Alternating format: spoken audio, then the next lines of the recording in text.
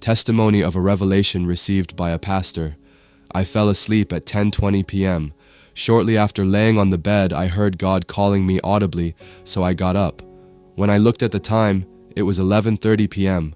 Suddenly I felt the urge to pray, so I left the bedroom for the living room and started praying. Suddenly my eyes opened and I was in another dimension.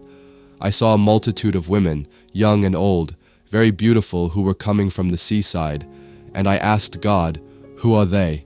And he said, "These are sea spirits which have been sent by the devil to lure many into the kingdom of darkness. His time is soon over, and he has sworn to cause the downfall of many."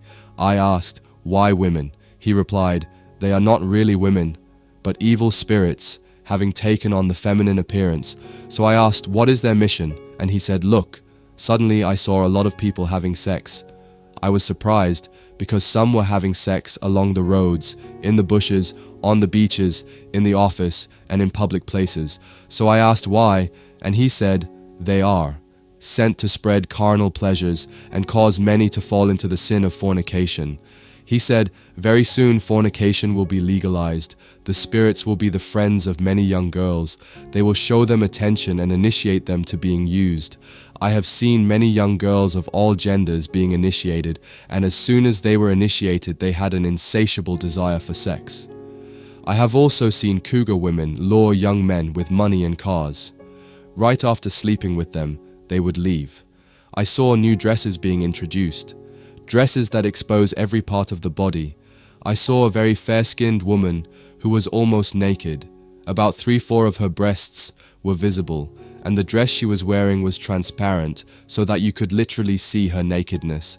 And I saw a lot of people buying her dresses, but also tight half shorts, sheer leggings, and low-cut blouses. Skin whitening was on the rise. I have seen potions poured into the eyes to distract men from lust. Tells the church to be vigilant. They will try to enter the church, target pastors and members, particularly choirs.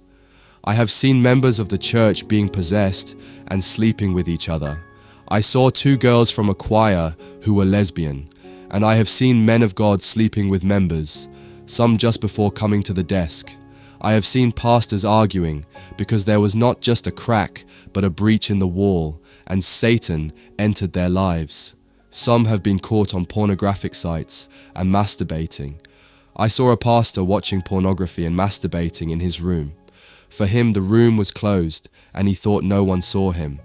But I saw that the wall of the room was facing the audience, and it was destroyed. People were looking at him without him knowing. God tells me, everything that is done in secret is already revealed.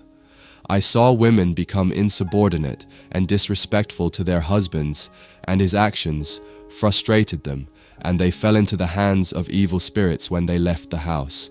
I have seen many being manipulated because of food and clothing, and I also saw a lot of people in chains. And he told me, these are the chains of addiction that keep many people in sexual slavery.